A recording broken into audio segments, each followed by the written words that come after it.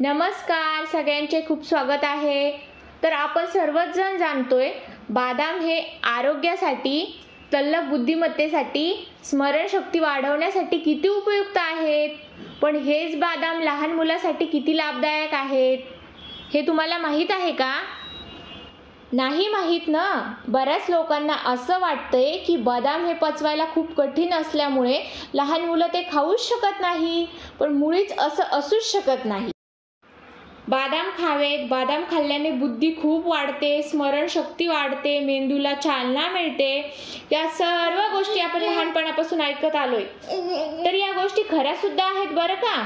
जर तुम्हाला वाटत असेल तुमच्या मुलाने खूप हुशार व्हावे, तर लहानपणापासूनच मुलाला बदाम खायला घाला। अगदी तो 6 महिन्याचा असल्यापासूनच मुलाला बदाम खायला घालायला सुरुवात करा। तुम्ही म्हणत असाल की आता ते कसं शक्य आहे, मुलाला कसे बदाम भरवायचे? तर मंडळी, हे शक्य आहे। तर आजच्या व्हिडिओमध्ये मी तुम्हाला सांगणार आहे बाळाला कसे बदाम खाऊ घालायचे, की बाळाला त्याने फायदा कसा होईल।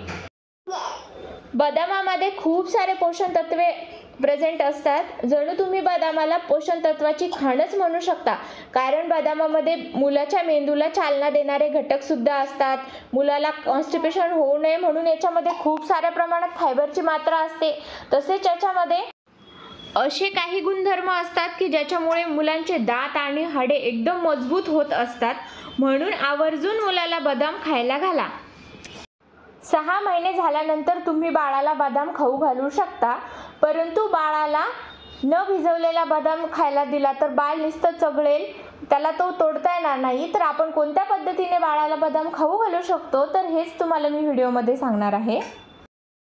बाळाला जेव्हा आपण सुरुवातीला बदाम खायला घालणार आहोत, तेव्हा सुरुवातीला तुम्ही फक्त 2 बदामापासून सुरुवात करा। अशा प्रकारे तुम्ही 2 बदाम घेऊन रात्रभर पाण्यात भिजायला टाका। दुसऱ्या दिवशी तुम्हाला असे ते बदाम फुगलेले दिसतील,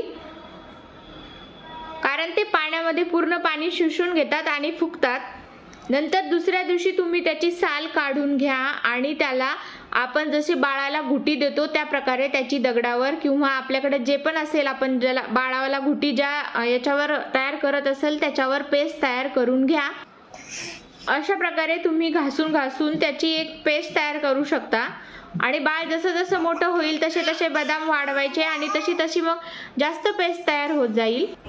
नंतर ती पेस्ट तुम्ही बोटाने एका छोट्याशा वाटीमध्ये किंवा डायरेक्ट चमच्यामध्ये सुद्धा काढून घेऊ शकता। आणि त्या पेस्टमध्ये थोडंसं पाणी ॲड करायचं, कारण ती पेस्ट खूप घट्ट असते आणि ते बाळाला रोज सकाळी द्यायचं।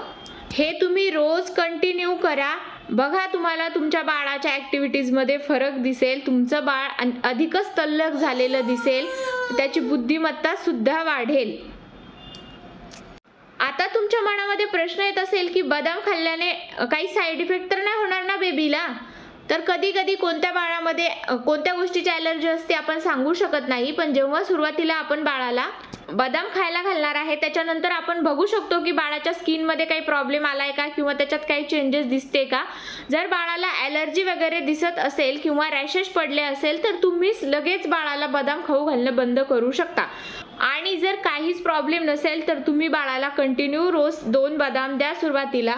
नंतर हळूहळू जसं जसं मोठं होईल तसे तसे 3-4 असे वाढवत जा आणि बाळाचं आरोग्य चांगलं ठेवा। व्हिडिओ आवडल्यास नक्कीच चॅनलला लाईक करा, शेअर करा आणि सबस्क्राईब